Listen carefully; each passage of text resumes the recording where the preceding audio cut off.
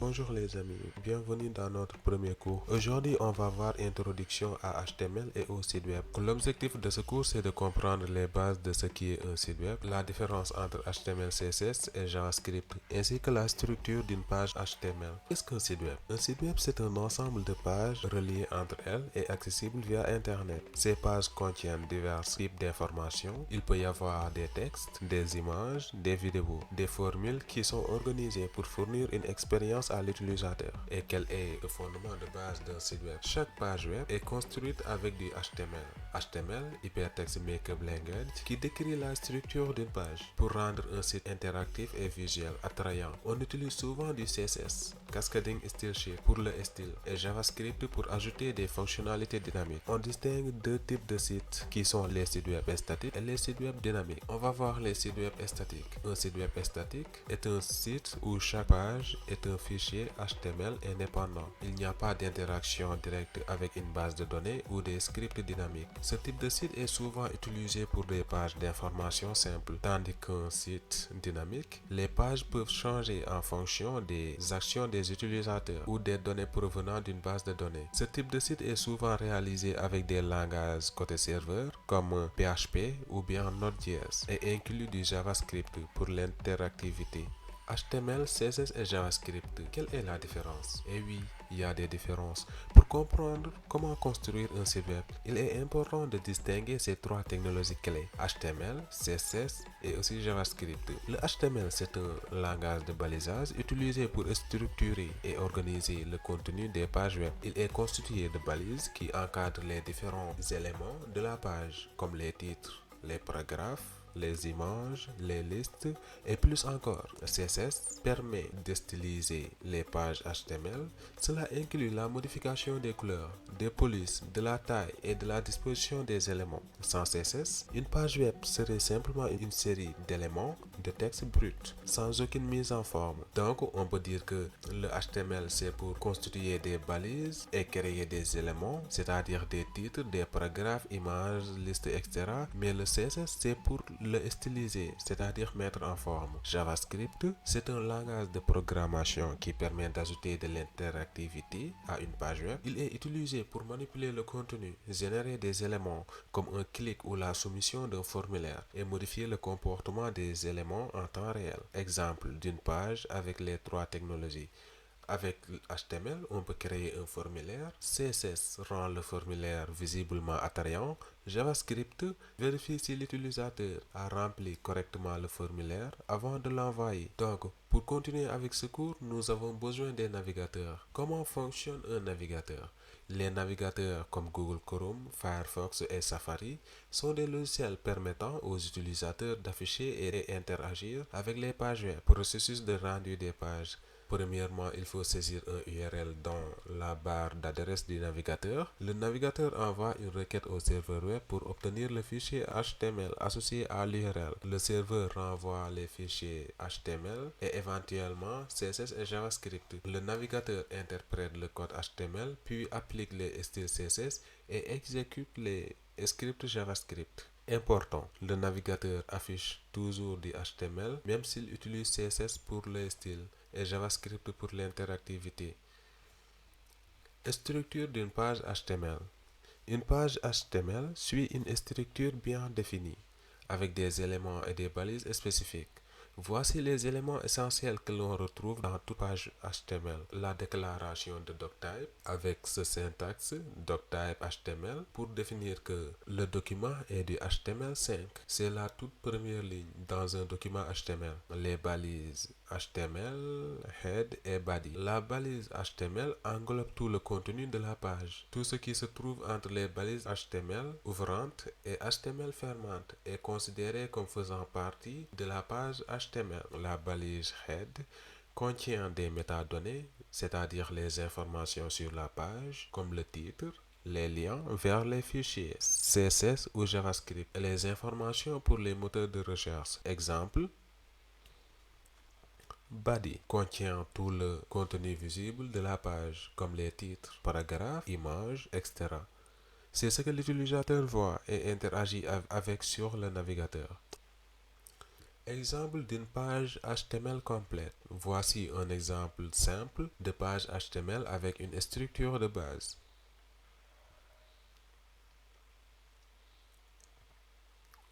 Le HTML est déclaré en haut. La balise HTML englobe tout le document. Dans la section Head, nous définissons le jeu de caractères charset, le viewport pour le design responsive et le titre de la page. Dans le body, nous avons un titre, un paragraphe, une image avec un texte alternatif pour l'accessibilité et un lien qui mène à un autre site. Conclusion.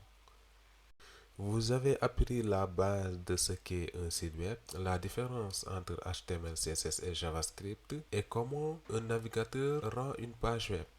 La prochaine leçon portera sur la création de votre première page HTML complète où vous allez apprendre à utiliser les balises essentielles pour commencer à construire une page web simple. Exercice pratique. Créer une page HTML de base avec un titre et un paragraphe en utilisant un éditeur de texte comme Visual Studio Code. 1. Créer un fichier HTML.css. Ajouter une structure de base HTML, doctype, HTML, head body. Ajouter un titre dans la balise head. Ajouter un H1 et un paragraphe dans la balise body. Enregistrer et ouvrir la page dans le navigateur. Ce cours introduit les apprenants au concept de base HTML tout en les préparant pour la prochaine leçon où ils vont construire leur première page web complète. À la prochaine. Bonjour et bienvenue dans notre leçon numéro 2.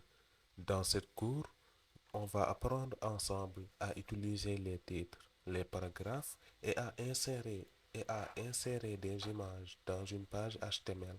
Ces éléments sont essentiels pour structurer et présenter des informations sur une page web.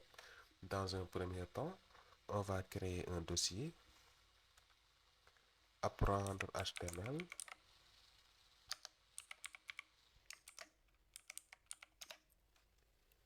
et on va ouvrir ce dossier sur notre explorateur de fichiers. Moi, dans mon cas, je vais taper ici CMD pour essayer de l'ouvrir sur le terminal.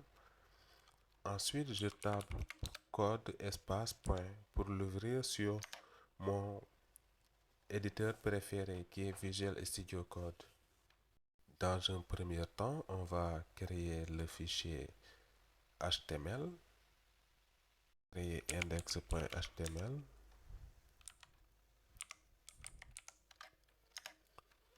Et à l'intérieur de ce fichier, on va avoir la structure de base d'une page HTML. On l'avait vu la dernière fois. Donc pour le générer, rien de compliqué, on va faire un point d'exclamation et entrer. Automatiquement, nous avons notre fichier de base pour une page HTML. D'abord, on va voir les titres. Qu'est-ce qu'un titre? Les titres sont utilisés pour hiérarchiser le contenu de votre page HTML.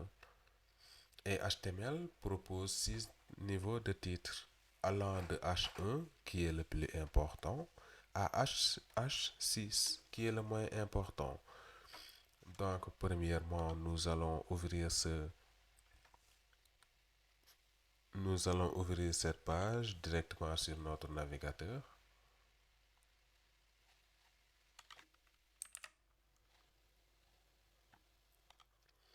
Vous voyez notre page. On va essayer de créer un premier titre, un titre H1. Donc, chevron ouvert, ensuite H1. On ferme cette chevron. Ensuite, pourquoi pas écrire titre 1, comme ça. On sauvegarde.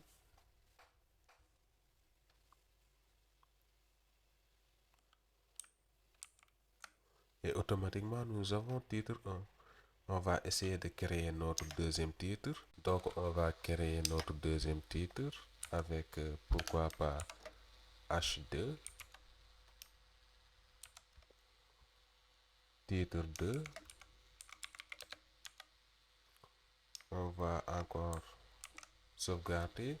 Donc, vous voyez la différence. Notre titre numéro, notre premier titre est plus important que, que notre deuxième. Ensuite, on va voir un troisième titre. Par exemple, ici H3,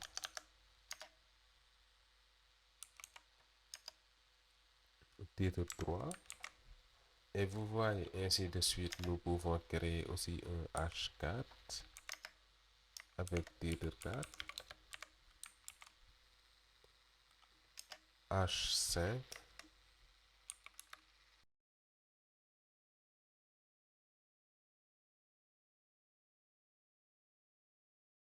un H6.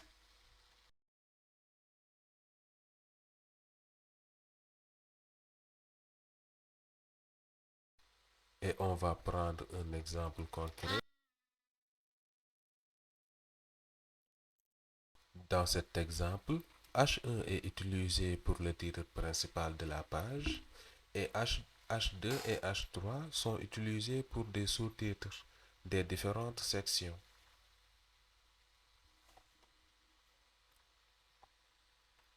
Après les titres, nous allons voir les paragraphes.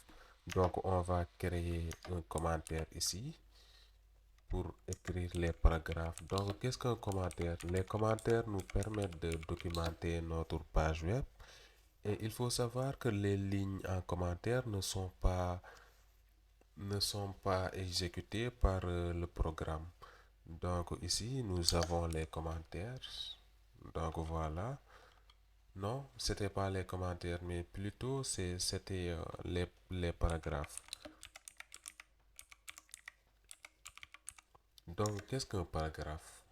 Les paragraphes permettent d'ajouter du texte à une page web.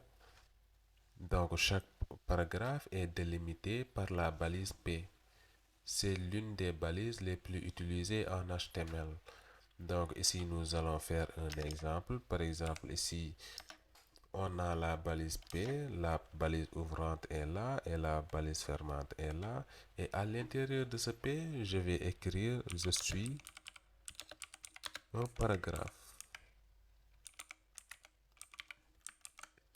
Et automatiquement, qu'est-ce que vous voyez? Je suis un paragraphe. Donc, on va essayer de copier un texte pour le mettre à l'intérieur de notre paragraphe. Par exemple, ici, on met je suis développeur et je crée des sites web modernes. Donc là, nous avons deux paragraphes.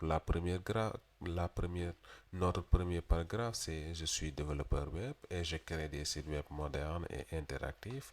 Notre deuxième, dans ce site, je vais vous présenter mes compétences et mes projets. Donc voici nos deux paragraphes. Ensuite, nous avons les images. Donc, il faut savoir que les images sont très utilisées parce que il est très rare de voir un site web qui n'a pas d'image. Donc, les images, pour insérer une image sur une page HTML, on utilise la balise IMG. On va le mettre en commentaire. On va utiliser la balise IMG, balise ouvrante, IMG comme ça. Donc on ferme ce chevron. Après, cette balise contient plusieurs attributs, notamment notre source SRC, donc c'est la source de l'image. En même temps, ça contient le alt. Donc, qu'est-ce que le alt? Le alt, c'est une description textuelle de l'image. Donc, cette description est affichée si l'image ne se charge pas et c'est très important. Donc, on va faire un exemple d'image. Par exemple, ici, on va ouvrir notre chevron. Ensuite, IMG. Il ne faut pas oublier que nous avons la source. La source, c'est d'où provient l'image. Donc ici, nous avons source SRC égale. Donc vous voyez. Ensuite, ici, on entre la source de l'image plus son extension. Par exemple, si la photo s'appelait s'appeler fadeldev.png. On va écrire fadeldev comme ça, .png. Ensuite, nous avons l'attribut alt. Donc, qu'est-ce que fait l'attribut alt? C'est pour une description textuelle de l'image. Par exemple, ici, on peut dire photo de moi. Ensuite, on va fermer cette balise. Et il faut savoir que pour image, il n'y a pas de balise fermante. Pourquoi? Parce que c'est une balise orpheline. Et il faut savoir que aussi l'attribut alt est très important pour l'accessibilité car il permet de décrire l'image aux personnes malvoyantes ou si l'image ne se charge pas. Après ça, donc, il faut savoir que pour l'image, nous pouvons insérer une image de différentes manières. Soit l'image est sur notre dossier. Donc là, on va essayer de mettre l'image. Par exemple, ici, je vais télécharger une image sur Pixabay, comme ça. On va prendre une image au hasard. Par exemple, oui, voici une image. Je vais télécharger ça. Télécharger. Télécharger. Je prends.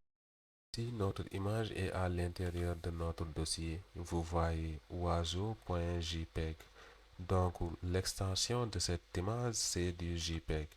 Donc ici, sur notre source, on va mettre le nom de l'image plus son extension. Pourquoi pas oiseau.jpg comme ça. C'est bon, vous voyez, ça nous suggère ça. Ensuite, on va aller sur notre page. Je vais sauvegarder et automatiquement, nous avons l'image. Donc, on l'utilise de cette manière pour insérer une image. Mais il faut savoir que si l'image était dans un sous-dossier, par exemple, qui s'appelle asset, il fallait mettre un slash comme ça, mettre asset et un slash, le nom de l'image. Et il faut savoir qu'on peut prendre une image directement sur Internet. Par exemple, ici, je vais prendre une autre image.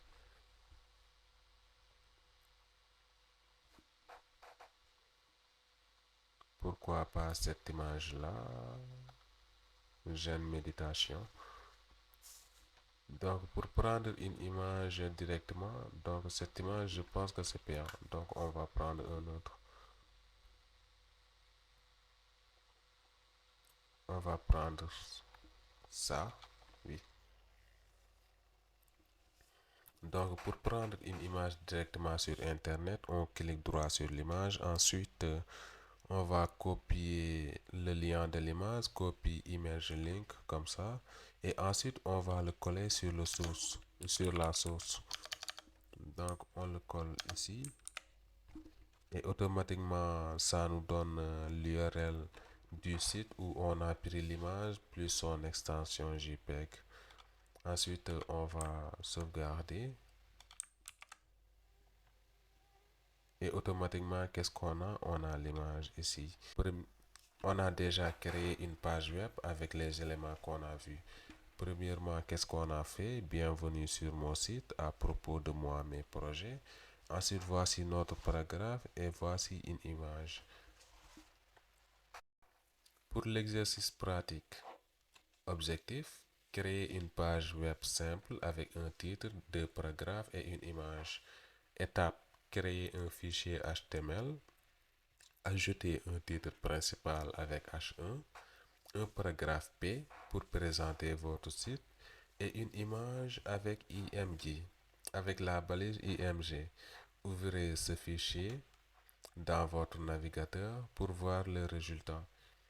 Dans cette leçon, vous avez appris à structurer une page HTML avec des titres pour organiser le contenu, des paragraphes pour ajuster du texte et des images pour illustrer vos informations. Ces trois éléments de page constituent la fondation d'une page web. Prochaine étape. Dans la prochaine leçon, vous allez apprendre à créer des liens pour naviguer entre les pages. et des listes pour organiser des informations de manière ordonnée. Bonjour et bienvenue dans notre cours Apprendre HTML CSS, leçon 3. Aujourd'hui, on va voir les liens et les listes en HTML. Dans cette leçon, on va apprendre ensemble à créer des liens hypertextes pour naviguer entre différentes pages ou sites web, ainsi à organiser des informations en utilisant des listes ordonnées et non ordonnées. Dans la précédente vidéo, nous avions vu comment créer des titres, des paragraphes ainsi que des images. Donc voici l'image que nous avions insérée. Donc cette fois-ci, on va voir les liens. On va l'écrire en commentaire. Comme ça, les liens. D'abord, qu'est-ce qu'un lien? Les liens hypertextes permettent de naviguer d'une page à une autre, que ce soit sur le même site web ou vers un site externe. Donc pour créer un lien, on utilise la balise A, Anchor, avec l'attribut href, c'est-à-dire la référence pour indiquer l'URL de destination. Il existe différentes manières de créer des liens. Nous avons des liens internes et des liens externes. Aujourd'hui, on va créer un lien vers un site externe.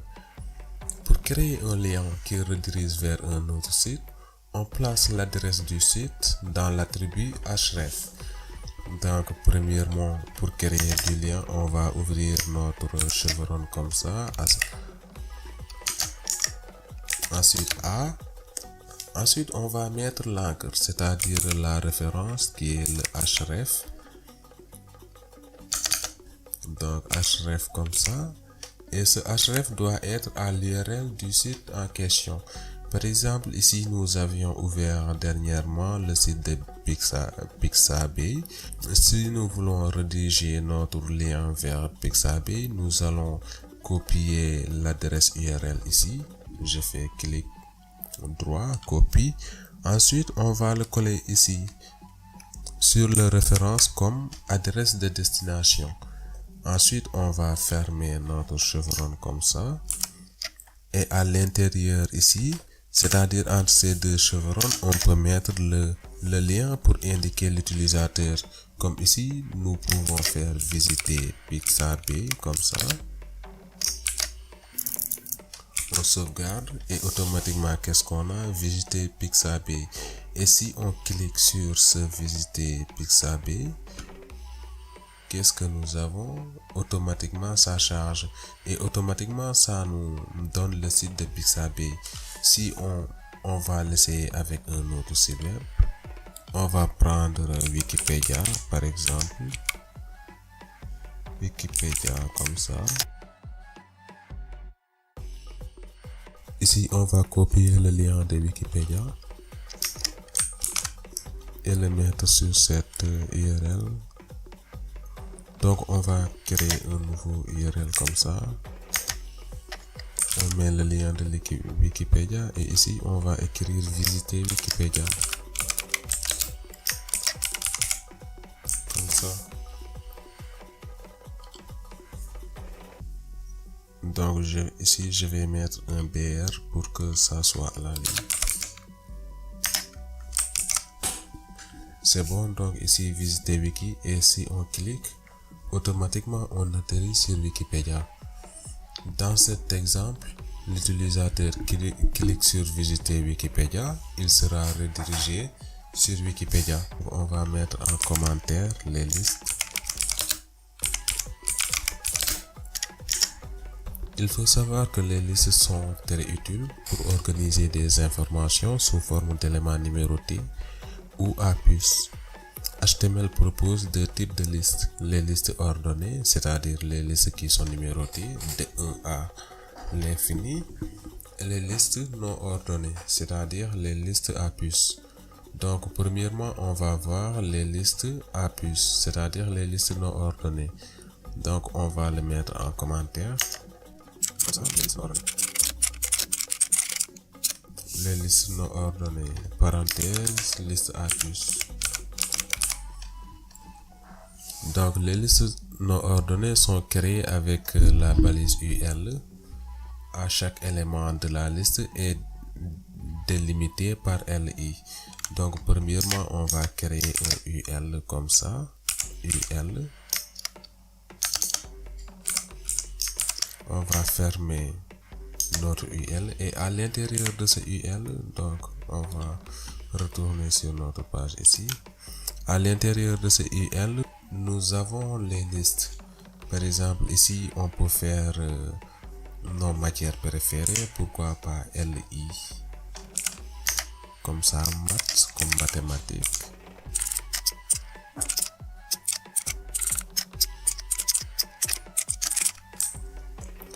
Et si on sauvegarde, qu'est-ce qu'on a?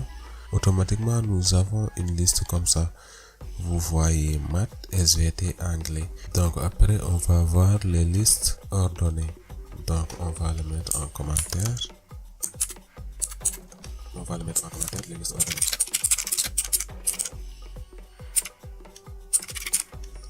Les listes ordonnées sont créées avec la balise OL, c'est-à-dire order list. À chaque élément est également défini par la balise LI. Donc on va créer une liste ordonnée avec la balise OL comme ça. Et à l'intérieur de ce OL, on va copier cette liste-là et le mettre ici. On va le coller à l'intérieur d'ici. On sauvegarde et qu'est-ce qu'on a? On a une liste ordonnée 1, 2, 3. Donc cette liste est numérotée automatiquement avec les étapes 1, 2 et 3. Dans cette vidéo, on a vu comment créer des liens, en même temps aussi comment créer des listes ordonnées et non ordonnées. Exercice pratique. Objectif: créer une page web simple qui inclut des liens et des listes.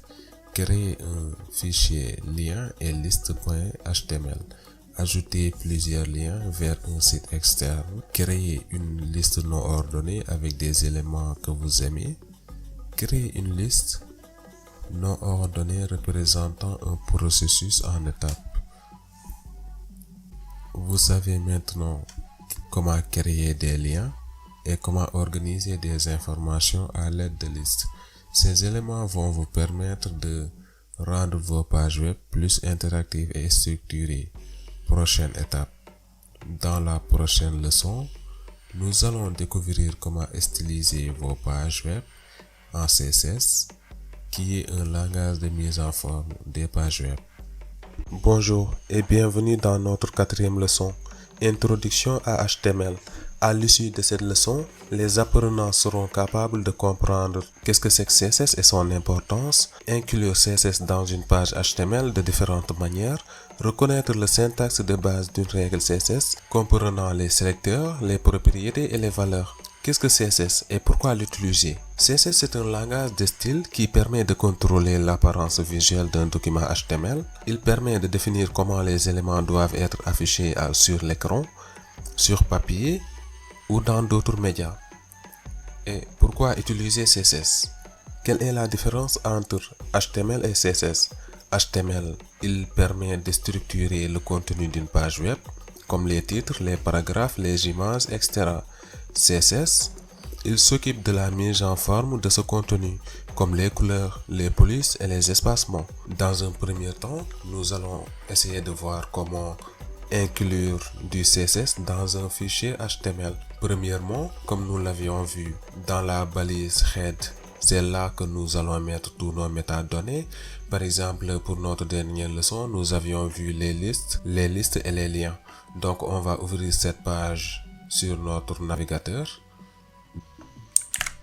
Voici la page qu'on avait fait la dernière fois avec une image, des titres, listes et des listes ordonnées et non ordonnées. Dans un premier temps, nous allons voir comment mettre du CSS dans un fichier HTML. Il existe différentes manières de styliser notre contenu HTML. Donc, premièrement, nous allons utiliser la méthode directe, donc c'est-à-dire styliser directement les balises. Par exemple, ici pour notre élément H1, c'est-à-dire bienvenue sur mon site. Ici, on peut insérer du CSS en faisant ici quoi, style comme ça. Et à l'intérieur des styles, là, on peut mettre des propriétés et des valeurs. Donc, premièrement, on va mettre quelle propriété, color, pour dire la couleur. Ensuite, on va spécifier de notre couleur. Donc, ici, on va mettre red comme rouge. Et on sauvegarde. Et automatiquement, qu'est-ce qu'on a? On a le H1 qui est en rouge. Donc, si on mettait green comme vert, comme ça, qu'est-ce qu'on a? Automatiquement, c'est en vert. Donc, on peut utiliser cette manière pour faire du CSS. Il faut savoir qu'il y a des avantages et des inconvénients. L'avantage, c'est la simplicité. Donc, ici, on peut styliser nos balises de manière simple et rapide. Mais il y a des inconvénients. L'inconvénient, c'est que ce n'est pas recommandé pour des projets vastes. Cela peut rendre le code difficile à maintenir. Ensuite, il faut savoir que aussi nous pouvons utiliser du CSS à l'intérieur de notre balise head. Donc, on va supprimer la première méthode. Donc, on va supprimer ça, la première méthode. On va tester la deuxième. On sauvegarde et automatiquement notre texte revient par défaut. Donc ici, pour mettre du CSS directement dans notre balise head, qu'est-ce que nous allons faire? Nous allons prendre la balise style comme ça. Et à l'intérieur de cette balise style, on peut mettre propriété. On peut mettre le sélecteur. Le sélecteur, c'est la balise. Par exemple, ici, pour le H1, le sélecteur, c'est H1. Donc ici, on peut faire un H1. Ensuite, on ouvre les crochets comme ça. On prend notre balise H1. Ici, c'est un sélecteur. Ensuite, on ouvre les crochets. Et après, qu'est-ce qu'on a? Par exemple, on peut mettre color comme couleur. Ensuite, pourquoi pas ici blue. Et automatiquement, vous voyez, nous avons la couleur bleue sur notre premier élément. Donc, il faut savoir qu'il existe plusieurs propriétés. Par exemple, ici, quand je fais CSS propriété, d'accord, CSS propriété, vous voyez, donc nous avons comme par exemple ici color, c'est-à-dire c'est pour mettre la couleur. Background color, c'est pour mettre une couleur sur l'arrière-plan. Par exemple ici, nous allons essayer le background color comme ça. Background color. Nous allons mettre red, pourquoi pas. Et automatiquement, qu'est-ce qu'on a? Nous avons un arrière-plan rouge. Ensuite, on va continuer à voir. Donc, concernant les textes, nous avons le font size. Et avec le font size, on va mettre font size et ensuite la valeur, c'est-à-dire la taille de notre écriture. Par exemple, ici, je peux essayer un font size comme ça. Font size. Donc, il y a large, medium, small, etc. Mais aussi, on peut utiliser des mesures comme les pixels. Par exemple, si je mettais 24 pixels, qu'est-ce qu'on... Vous voyez, automatiquement, ça nous donne 24 pixels. Et là, j'essaie un 54 pixels. Et automatiquement, vous voyez, on a 54 pixels. Il faut savoir que pour les mesures, il n'y a pas simplement le pixel. Il n'y a pas simplement les pixels, on a aussi les rem. Donc les rem, je pense que un rem égale 16 pixels. Donc ici, si on met 54 rem, qu'est-ce que vous voyez? C'est très grand. Parce que ici, un rem, c'est égal à 16 pixels. Donc on va mettre 2 rem comme ça.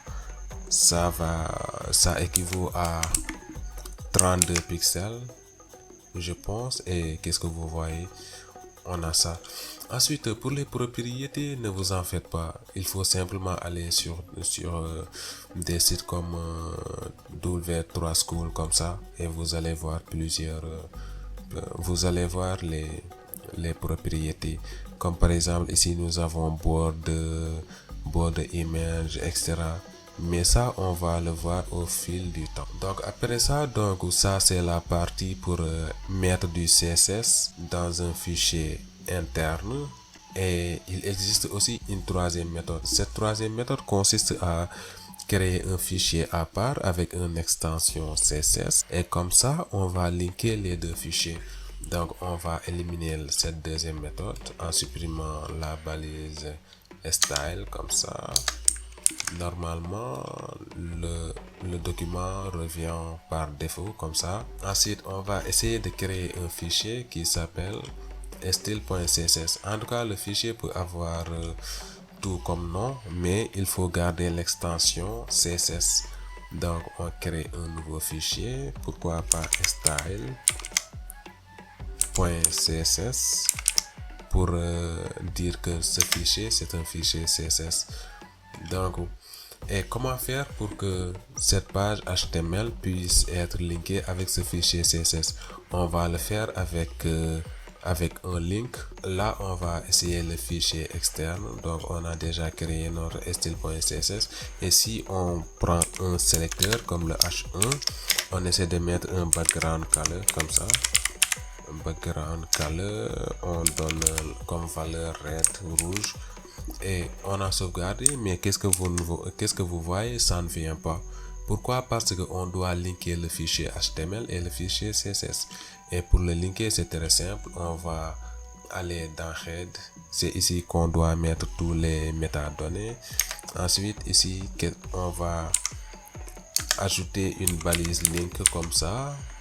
Je descends CSS, et qu'est-ce qu'on a? Link ref style sheet. Donc link rel style sheet, donc ce qui signifie que c'est une feuille CSS. Ensuite le href, ça doit correspondre avec le nom de notre fichier CSS.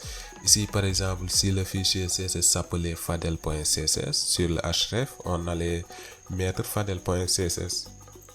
mais là comme notre fichier c'est style.css, ici on le laisse comme ça, style.css.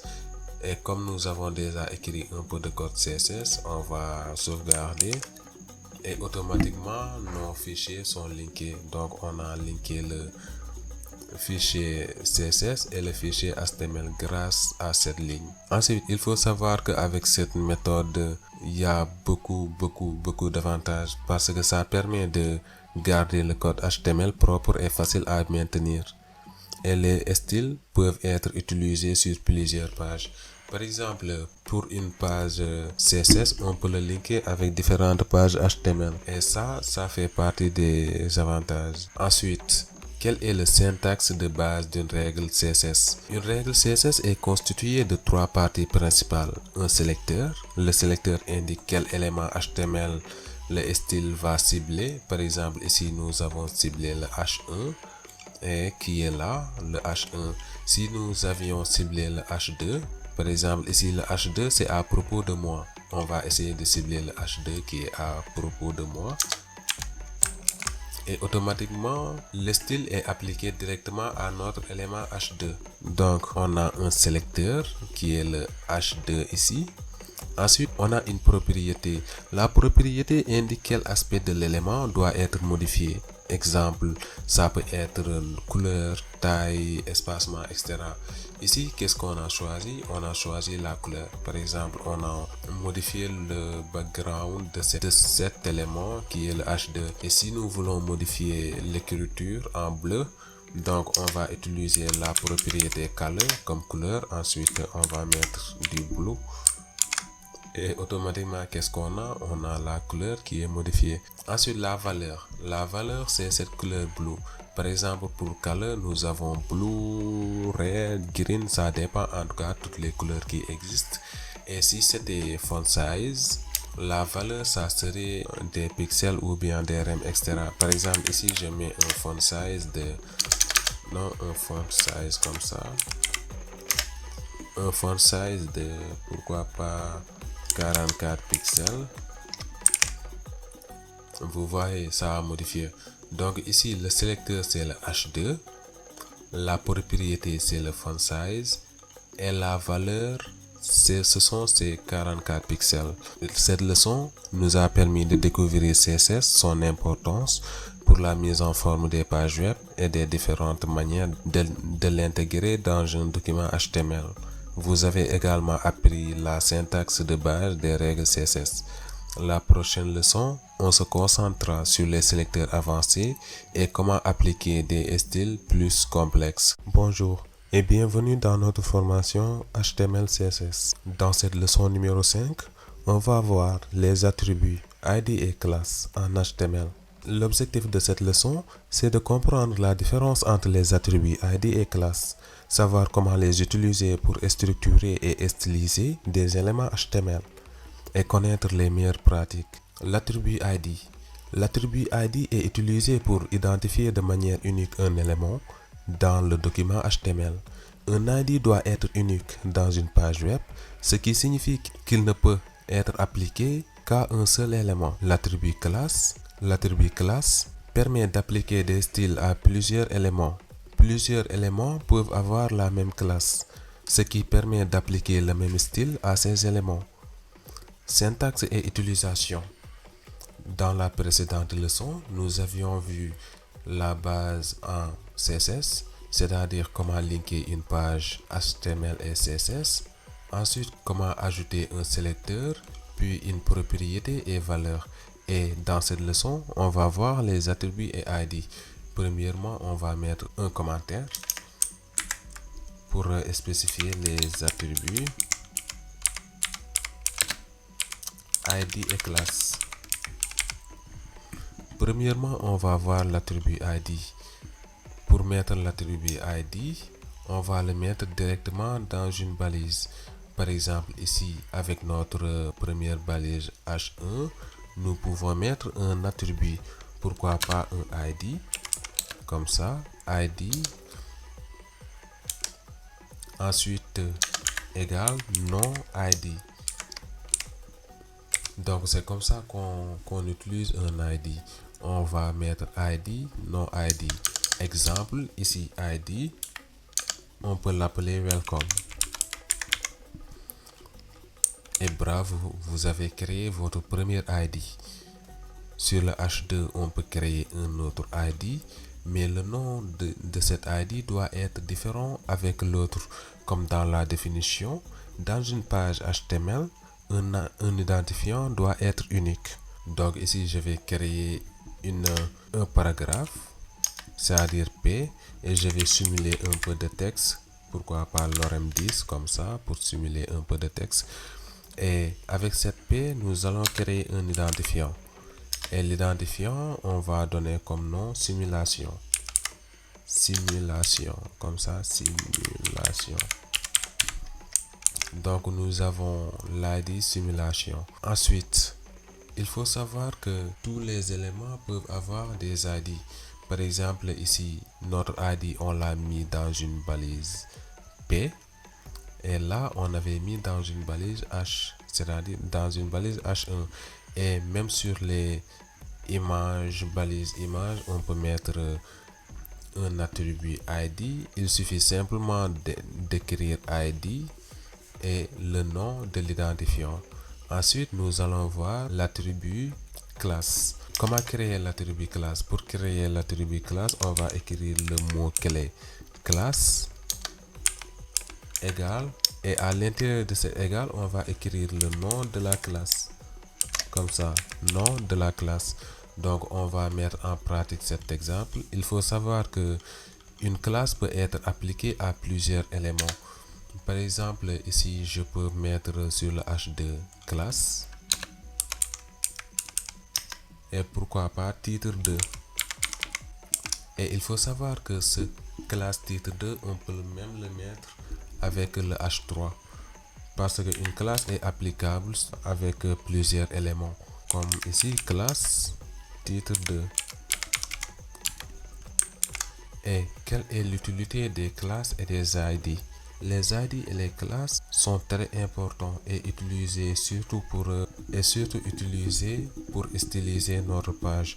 Par exemple, si nous avions plusieurs P, par exemple ici on a un élément P paragraphe, on aussi créer un autre élément P paragraphe, pourquoi pas lorem 30 comme ça, pour générer un peu de texte.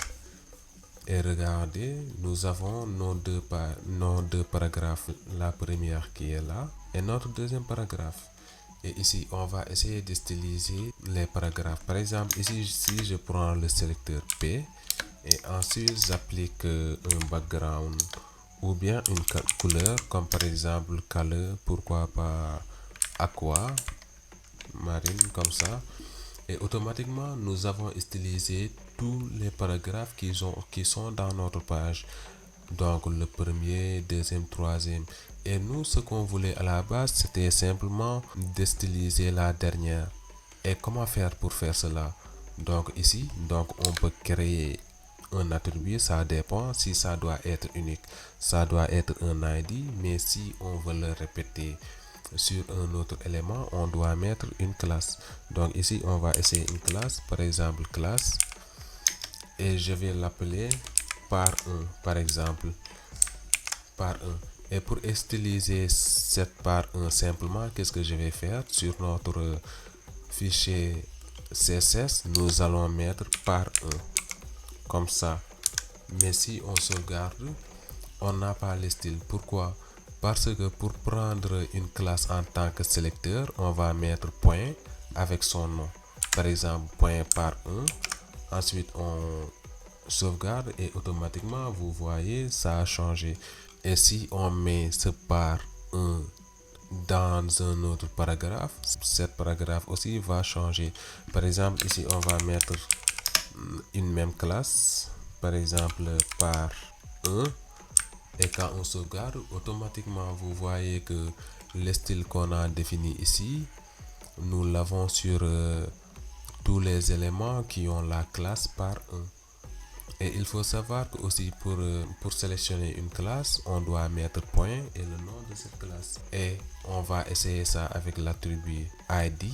Par exemple, avec cet paragraphe, on va prendre un autre paragraphe. Avec cet paragraphe, ID simulation, si on veut mettre le texte en rouge, on va aller sur notre page CSS. Pourquoi pas simulation comme ça. On va mettre un color red comme ça. Mais ça ne vient pas. Pourquoi ça ne vient pas? Parce que c'est un identifiant. Comme pour sélectionner une classe, on doit mettre point plus le nom de la classe. Ici, on doit mettre un dièse plus le nom de l'identifiant. Donc, je vais insérer du dièse comme ça et j'actualise. Automatiquement, nous avons changé la couleur. Donc, ici, ce qu'il faut retenir, c'est que avec les classes, pour sélectionner une classe, qu'est-ce qu'on va faire? On va écrire ça. Pour sélectionner une classe, on a besoin de point plus le nom de la classe. Et pour sélectionner un attribut,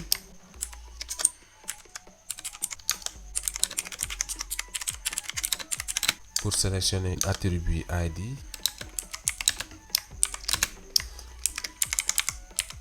on doit mettre dièse plus le nom de l'ID.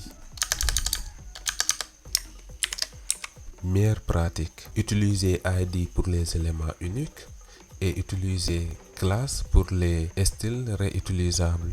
Et aussi pour déclarer une classe ou bien un ID. En tout cas, pour déclarer un attribut, évitez les espaces. Par exemple, ici, simulation texte, il faut éviter ça parce que ça génère une erreur. Donc, pour avoir ça, on peut utiliser la notation camel case. Par exemple, tout texte qui suit la première lettre doit être en majuscule, comme ça. On peut utiliser cette camel case ou bien on utilise le kebab case. Donc, le kebab case, ça, c'est mettre un tiret entre les deux éléments, comme ça. Exercice pratique. Exercice pratique.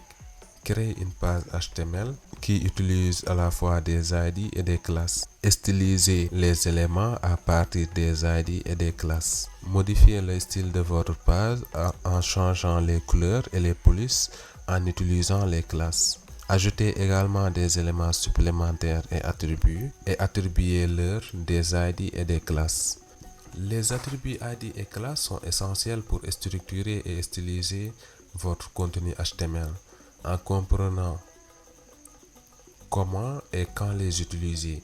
Vous pouvez créer des pages web bien organisées et esthétiques. N'oubliez pas de suivre les meilleures pratiques pour garantir la clarté et la maintenabilité de votre code.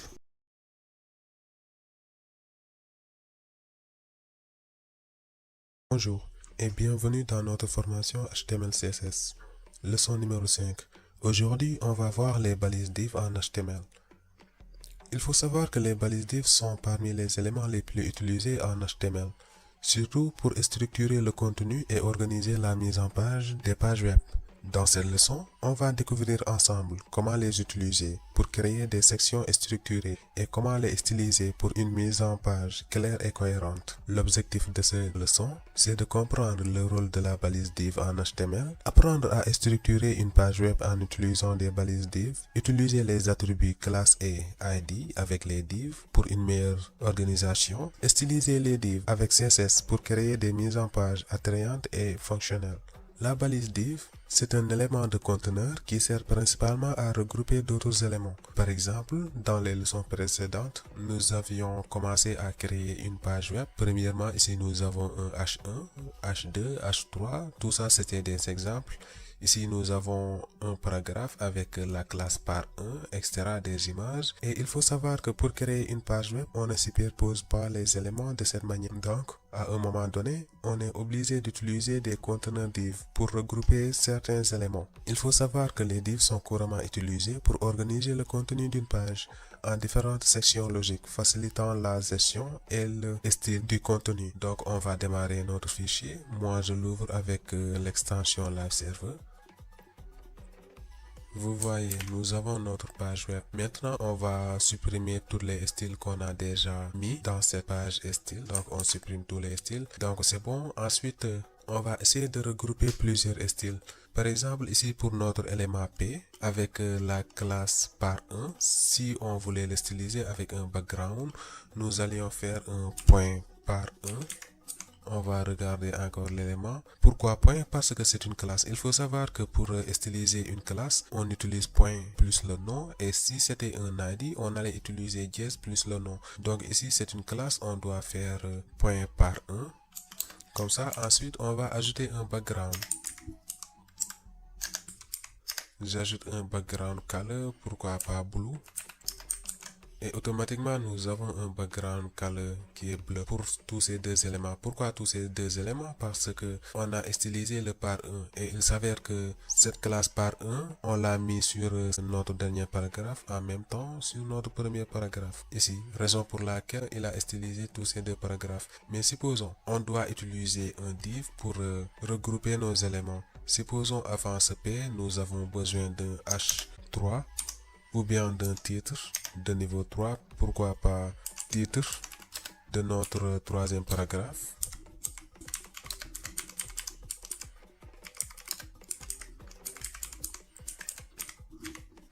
Donc ici, je vais commenter cette ligne.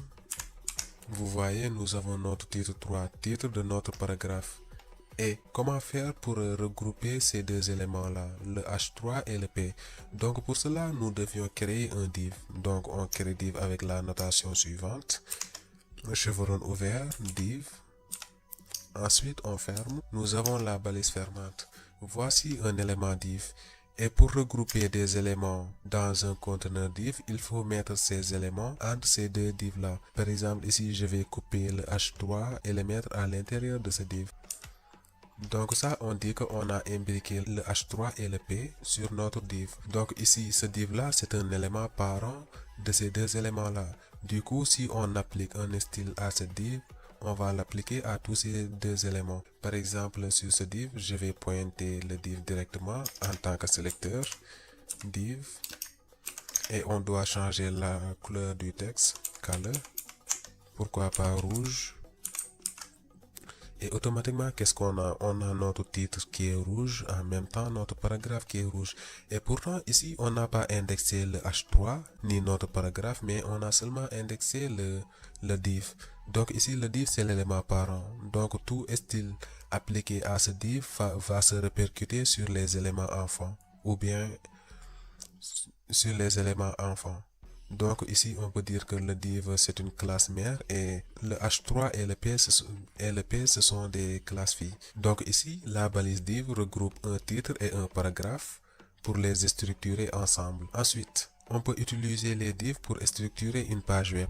La balise div peut être utilisée pour organiser les principales sections d'une page comme l'entête, le contenu principal, la barre latérale et le pied de la page. Par exemple, ici c'est notre main content. Donc tout ça c'est notre contenu principal. Et pour dire que tout ça c'est notre contenu principal, nous pouvions regrouper tout ça dans un élément div. Donc pourquoi pas on prend tous ces éléments, on supprime ce dernier élément qu'on a créé, cette div là.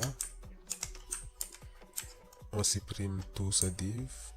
On supprime en même temps le style qu'on avait fait ici.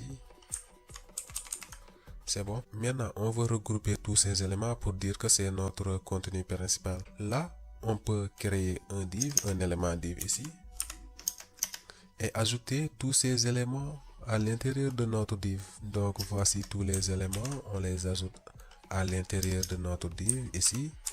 Et pour dire que c'est notre contenu principal, on peut ajouter une classe. Dans la précédente leçon, nous avions vu les classes et les ID et aussi comment les utiliser. Donc ici, nous allons mettre classe. Pourquoi pas main content comme ça.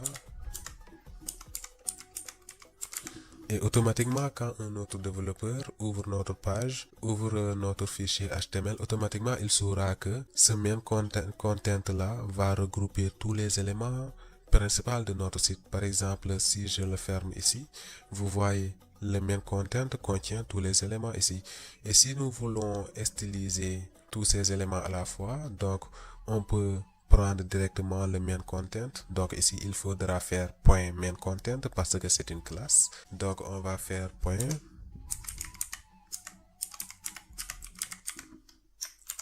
Et on va ajouter un background, une couleur arrière-plan. Donc pour notre couleur arrière-plan, on va ajouter un peu de gris.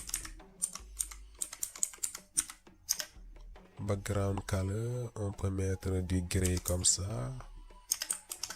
Et automatiquement, qu'est-ce que vous voyez? On a stylisé l'ensemble de cette page. En tout cas, notre main contenu, tout ce qui est englobé par cette div avec la classe main content. Donc, nous allons voir l'importance des attributs classe et ID avec l'élément div ou bien la balise div. L'attribut classe permet de styliser plusieurs éléments ayant le même rôle, tandis que l'attribut ID est utilisé pour cibler uniquement un élément. Donc ici, on peut créer un autre div.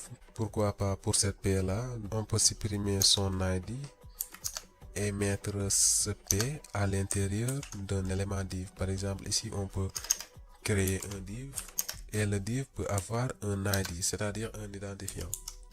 Et l'ID, je peux dire last P. Donc c'est last paragraphe et ce P là on peut l'ajouter ici. On sauvegarde et pour le last P on peut le styliser. Donc comme c'est un identifiant, on doit mettre un dièse et last P comme ça. On peut aussi changer le background color. Pourquoi pas blue violet comme ça. Et automatiquement ça a changé simplement cet paragraphe. Pourquoi? Parce qu'on a stylisé simplement un élément div. Et ici, si on ajoutait un autre élément, par exemple, pourquoi pas un H4, test, automatiquement ce H4 va avoir le même style parce que ici, on a stylisé directement le conteneur. Donc, tous les éléments qui se trouvent à l'intérieur de ce conteneur héritent de le style de ce conteneur parent. Et il faut savoir que aussi les divs peuvent être stylisés pour améliorer la mise en page visuelle et rendre le contenu plus agréable et plus lisible.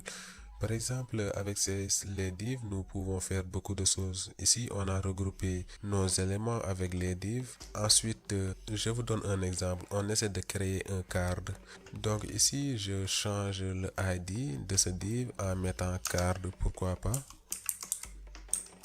On essaie de créer un cadre. Ici, je vais supprimer le style. Ensuite, pour ce cadre, on doit pointer un ID. Donc, on doit faire un dièse cadre comme ça. Et à l'intérieur de ce cadre, je peux faire un background color de un background color de beige comme ça. Donc vous voyez ce beige là, mais c'est pas très visible. Donc on va faire pourquoi pas un aqua comme ça.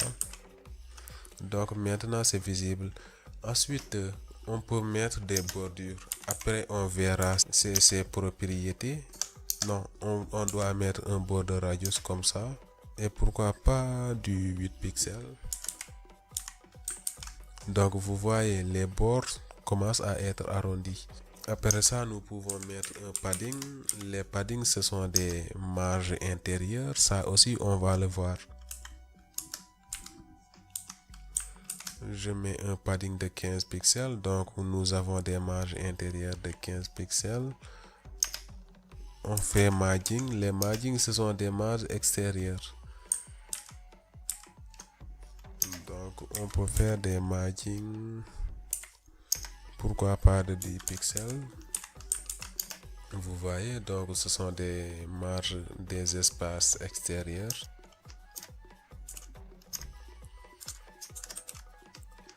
Vous voyez, avec cette div, nous avons créé un cadre. Donc ce n'est pas très joli, mais c'était juste en guise d'exemple. Dans cette leçon, nous avons vu la balise div, qui est un conteneur générique et utilisé pour organiser le contenu d'une page. Grâce à classe et ID, vous pouvez cibler et styliser des éléments spécifiques avec CSS. Dans la prochaine leçon, nous allons voir les techniques de mise en page avec Flexbox. Bonjour et bienvenue dans cette formation HTML CSS. Leçon numéro 7. Introduction à la mise en page avec Flexbox. Flexbox ou Flexible Box, c'est une technique CSS puissante qui permet de créer facilement des mises en page dynamiques, flexibles et adaptatives. Cette méthode est particulièrement utile pour organiser un élément en ligne de manière horizontale ou verticale avec un contrôle précis sur leur alignement et leur espacement. Dans cette leçon ou bien dans ce cours, nous allons essayer de comprendre le concept de Flexbox et son intérêt dans la mise en page, apprendre les propriétés de base pour mettre en place des conteneurs flexibles, maîtriser les propriétés pour gérer les éléments flexibles et organiser leur disposition. Pour ce cours, nous allons essayer de créer une nouvelle page. Donc ici, on va créer une nouvelle page qu'on va appeler, pourquoi pas, flex.html. Et ici, on va générer les structures de base d'une page HTML. C'est bon, on va essayer de rendre cette page. Je l'ouvre avec Live Server directement. C'est bon, voici notre nouvelle page. Ensuite, on va essayer de créer un H1 pour voir. H1 test. Oui, c'est notre page Flex.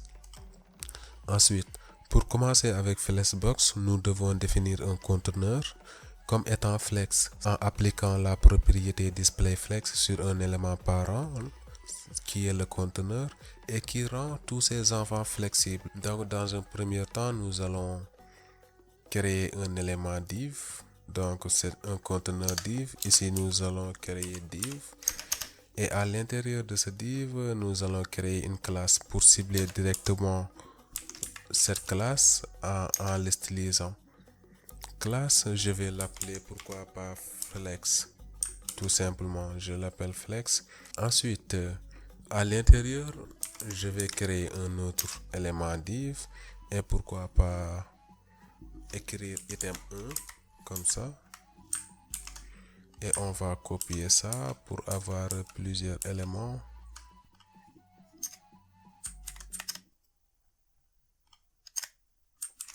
Oui, nous avons plusieurs éléments comme ça. Ensuite, ici, on va essayer d'utiliser la propriété Flexbox. Premièrement, on doit linker notre page HTML avec cette page style CSS. On va supprimer tout ça. Pour le link, on l'avait déjà vu. Il suffit simplement de mettre le link CSS comme ça. et le nom de ce fichier c'est style.css. Donc c'est bon, on sauvegarde. Donc ici pour appliquer le flexbox, qu'est-ce qu'on va faire? Donc dans notre conteneur, la classe c'était flex, donc on va prendre le point flex et appliquer notre syntaxe de flexbox. Par exemple, pour cette syntaxe, nous avons display. Pour display, nous avons flex, ce qui rend notre box flexible. Donc regardez, automatiquement quand on fait display flex, maintenant les éléments se sont rangés de manière horizontale. Ensuite, je vais ajouter un background pour que ça soit plus clair, comme ça, un background color de red. Donc vous voyez, avant c'était vertical, maintenant on a un rangement horizontal. Et il faut savoir que pour les flexbox, nous avons des directions. Nous avons des directions comme row, column, row reverse, column reverse. Donc la propriété flex direction détermine si les éléments flexibles sont alignés de manière horizontale ou bien verticale. Par défaut, en HTML, nos éléments sont rangés de manière verticale. Je vais commenter ça pour que vous voyez.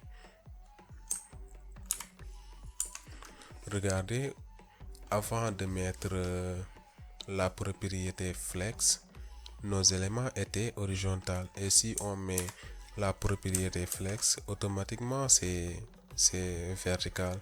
Et après, on a d'autres propriétés comme flex direction. Donc flex direction. Ici, quand on prend le flex direction, vous voyez, nous avons row, nous avons column. On essaie le column et automatiquement ça nous renvoie la disposition verticale. Et si c'était row, ça nous renvoie la disposition horizontale. Regardez, row c'est horizontal. Et par défaut, si on met simplement display flex, par défaut c'est row quoi, la direction c'est row. Ensuite nous avons des row reverse, on va essayer ça.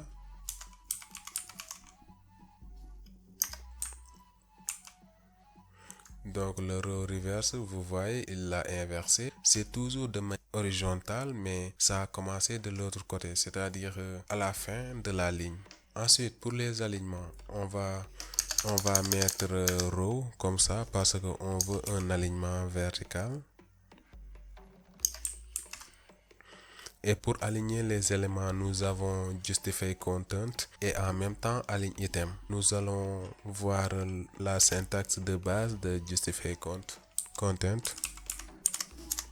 Et pour le justify content, nous avons plusieurs valeurs. Vous voyez center, end, etc. Et si on met center, qu'est-ce qui se passe? On sauvegarde. Automatiquement, vous voyez, il a centré nos éléments. Et si on mettait end, il met nos éléments à la fin. Vous voyez. Donc, toutes ces propriétés, vous pouvez les trouver sur les pages de documentation. Par exemple, ici, pourquoi pas flexbox comme ça.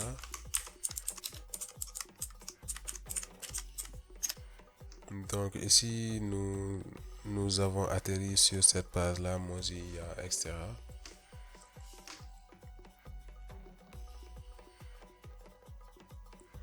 Donc vous voyez ici, il nous donne presque toutes les propriétés, flex, content, etc. Regardez, ajouter la déclaration suivante, etc. Donc en apprenant le CSS, il faut savoir, on ne peut pas avoir toutes les propriétés en tête, surtout quand on débute. Mais l'essentiel, c'est de chercher l'information parce qu'il y a des documentations, etc. Par exemple, ici, on nous donne des exemples, etc. Et si nous copions cet exemple, qu'est-ce qu'on va avoir? On va copier ça et le coller directement dans notre code. On le colle ici directement. Vous voyez, nous avons des items séparés. Pourquoi séparés? Nous avions notre display flex, en même temps le align item center, on l'a vu tout à l'heure. Mais ce qu'on a ajouté, c'est le justify content. Et avec cette justify content, nous avons mis une valeur space around, c'est-à-dire nous aurons des espaces avec tous les items côté gauche et aussi côté droite. Et il faut savoir que aussi pour ça, nous avons d'autres valeurs. Par exemple, nous pouvons avoir space between.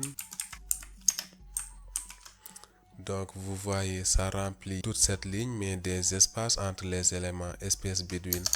Nous avons aussi d'autres valeurs, comme par exemple, on peut avoir on prend le center, on sauvegarde et automatiquement il a tout centré. Donc avec ça, on va essayer de créer des cartes comme ça. Donc on prend l'autre là, space around. Et il faut savoir que on avait dit que pour les classes, on peut attribuer plusieurs éléments une seule classe. Par exemple, ici, on va essayer de faire cela. On va créer une classe qui s'appelle item. Donc nous avons des classes avec item et on va essayer de styliser cet item là. Donc ça sera point item. On va mettre un background color. Pourquoi pas rouge? On sauvegarde. Ensuite, on change la couleur de nos écritures en blanc comme ça. Ensuite, nous avions vu le padding. Ce sont les marges intérieures. Pourquoi pas 5 pixels? Vous voyez, ensuite on peut avoir, donc voici les points essentiels sur Flexbox. Ensuite le reste il faut essayer de voir sur la documentation. Donc en regardant la documentation on trouve pas mal de choses et à ce propos on va essayer de mettre en pratique tout ce qu'on a vu là. Donc on va supprimer ces styles là. Ensuite pourquoi pas essayer de créer un footer. Les footers ce sont les bas de page comme ça. Donc on va créer directement un footer comme ça. Ici on a un conteneur div avec classe navbar, c'est-à-dire la navigation bar. Ici nous avons accueil, à propos, service, contact, etc. On va essayer de styliser ça vite fait. Donc qu'est-ce qu'on fait? Premièrement on va prendre notre classe qui s'appelle navbar. Donc je prends point navbar. Et on va appliquer des styles Flexbox. Donc ici, on va prendre display. Display, pourquoi pas flex. Maintenant, c'est flexible. Ensuite, on peut faire un justify content. Donc pour l'espacement, nous allons choisir le space around. C'est mieux. Donc nous avons space around. Ensuite, nous allons insérer un background color. Cette fois-ci, on va insérer avec des hexas. Donc nous avons comme ça une couleur d'arrière-plan. Nous allons changer les couleurs des items. Pourquoi color white? C'est bon. Ensuite, nous avons besoin des paddings. Il faut savoir que les paddings, ce sont ces espaces intérieurs. Des paddings de 10 pixels, comme ça. C'est bon. Ensuite, pour les items, les classes c'est nav item. Donc ici, on peut prendre directement point nav item. Le texte align, c'est-à-dire l'alignement du texte. On peut le centrer. C'est bon, c'est centré. Ensuite, on peut avoir des paddings. Pourquoi pas 10 pixels? Et donc voilà, on a terminé avec notre Flexbox. Et si on agrandit la page, vous voyez, cette box est flexible. On va essayer d'inspecter cette page là. Donc c'est carrément flexible. Vous voyez, c'est carrément flexible les Flexbox. Les amis, c'était tout pour cette leçon. Si elle vous a plu, n'hésitez pas d'aimer, d'abonner et de dire vos avis dans les commentaires. Sur ce, on vous dit à la prochaine. Ciao les devs.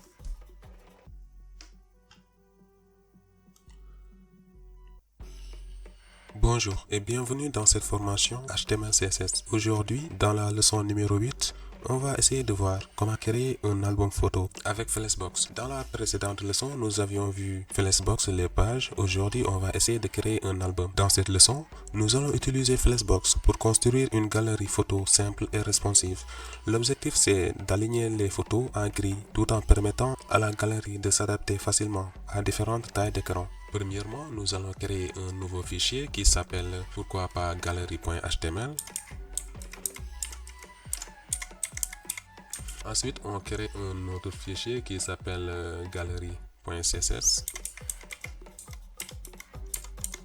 Après avoir créé notre fichier galerie.html, on va mettre les structures de base d'une page HTML. Ensuite, on va le linker avec du CSS.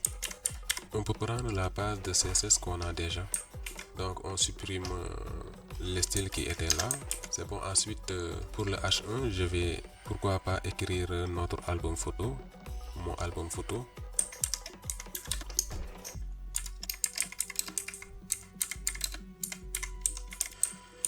C'est bon. Ensuite, qu'est-ce qu'on va faire? On va rendre on va ouvrir notre page sur notre navigateur. Donc moi j'ouvre toujours avec Live Server. Et vous voyez mon album de photos. Ensuite, qu'est-ce qu'on va faire? On va créer un élément div. Donc il faut se rappeler qu'on avait déjà vu les divs. Les divs, ce sont des conteneurs qui permettent de regrouper plusieurs éléments dans un même élément. Par exemple, on peut prendre plusieurs éléments dans la balise div. Ici, on va créer un div avec une classe qui s'appelle pourquoi pas galerie. Et à l'intérieur de cette galerie, on va créer un autre div qui s'appelle photo. Un autre div avec la classe photo. Et à l'intérieur de ce div, on va mettre les images. Dans nos précédentes leçons, nous avions vu comment mettre des images. Par exemple, ici, je vais mettre un AMG source src. Ensuite, on doit donner la source de l'image.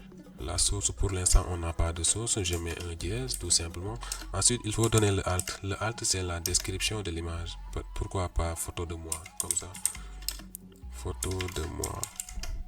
Ensuite, on ferme notre balise image. C'est bon. Et maintenant, on va essayer de copier cette div là. Donc on le copie, on met à nouveau cette div, on le met. Maintenant nous avons plusieurs photos. On va essayer de chercher une photo. On va aller sur Pixabay. Ensuite on va prendre une photo par défaut. Par exemple, on va prendre celle-là. Donc on l'avait vu, pour prendre cette photo, on doit prendre l'adresse de cette photo là. Donc copie link image, on va le mettre ici, on sauvegarde et qu'est-ce qu'on a? C'est où? C'est ici. Automatiquement on a l'image, mais l'image a beaucoup débordé. Pourquoi? Parce que l'image est très grande. Après on va l'utiliser, on remplace ce dièse par l'image encore, on fait de même. Ce qu'on doit faire en premier lieu, c'est essayer de styliser nos images parce qu'ils débordent trop. Regardez, les images sont très grandes. Donc pour ça, on va directement pointer les images. Donc ici, je vais mettre .img parce que c'est une balise. Pas .img, mais seulement img. Si c'était une classe, on allait faire point. Mais c'est pas une classe, on pointe simplement l'élément. Donc un width, c'est-à-dire la largeur de 100%. Ensuite, une hauteur de auto comme ça. Donc vous voyez, les images ne débordent plus. Donc ils ne débordent plus. Ensuite, qu'est-ce qu'on va faire? Premièrement, on va prendre cette classe là .galerie et mettre dessus et appliquer du flexbox. Par exemple ici, on doit mettre .galerie comme ça. Donc automatiquement nous avons notre flexbox. Maintenant les photos sont verticales. Ensuite ici on peut mettre pourquoi pas un flex wrap comme ça.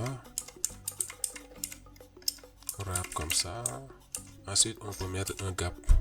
Le gap c'est l'espacement entre les deux items. Donc ici on met un gap de 10 pixels.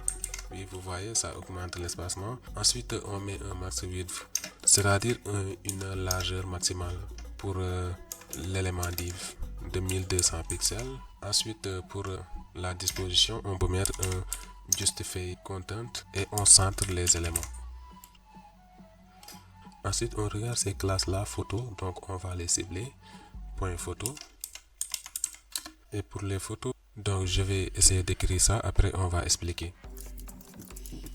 On sauvegarde, automatiquement nous avons le rendu de notre image. Donc ici le flex 200 pixels fait en sorte que chaque élément point photo s'adapte dans la galerie avec une largeur minimale de 200 pixels en remplissant l'espace disponible. Et pour le max width qui est 200 pixels, ça limite la taille de chaque photo pour garantir une disposition cohérente. Pour border radius 8 et box shadow, ça ajoute un effet visuel agréable pour chaque photo. Et la transition et transform applique un laisser effet de zoom lors du survol de la photo. Vous voyez, on a un effet.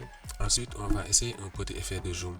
Par exemple, ici, c'est avec les sélecteurs avancés, on ne l'a pas encore vu, mais on le verra bien. Point photo over image, comme ça, point over img. Ensuite, ici, on peut faire un transform. Donc, on transforme scale pour un petit zoom. Scale, on peut le mettre à 1 sur 1, comme ça. Donc automatiquement quand on survole notre souris, vous voyez un petit effet de zoom. Donc le oval là, c'est quand on survole la souris. Donc on n'a pas encore l'occasion de le voir, mais après on le verra. Donc ici on va essayer d'agrandir un peu notre galerie. Je prends sa photo ici jusqu'ici, je le duplique. Et automatiquement, qu'est-ce que vous voyez? Nous avons une galerie photo. Mais ici, il n'est pas centré. On doit essayer de le centrer. Pour ce faire, rien de plus simple. On va aller sur notre Flexbox ici, par exemple sur galerie. Donc ici, j'ai ajouté une largeur de 100%. Après un margin auto, donc ça veut dire qu'on aura des marges automatiques. Par exemple, à droite et à gauche, les marges sont automatiques. On va essayer d'inspecter, on réduit la page. Donc vous voyez que c'est carrément responsive. Ici, je peux choisir un Galaxy Tab S8. Vous voyez, ensuite on choisit un iPad Air. Donc c'est carrément responsive. Les amis, c'était tout pour cette vidéo de création de galerie avec Flexbox. Si elle vous a plu, n'hésitez pas d'aimer, d'abonner et de dire vos avis dans les commentaires. Avec cette galerie, c'est très simpliste, mais c'était juste un aperçu pour voir la force de Flexbox. À la prochaine les devs.